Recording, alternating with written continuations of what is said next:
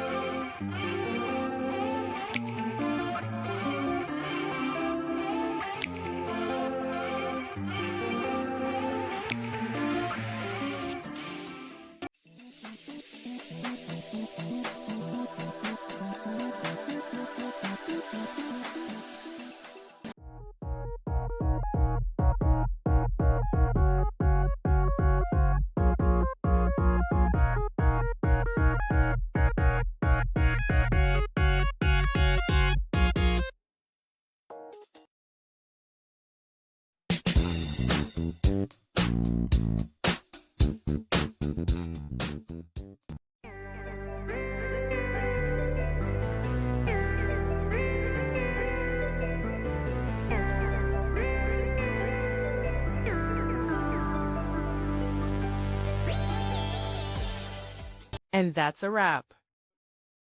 I hope you found the answer you were looking for. If you did, take a second to hit that subscribe button. It really helps out. And let me know in the comments which solution worked best for you. See you next time in the debug zone.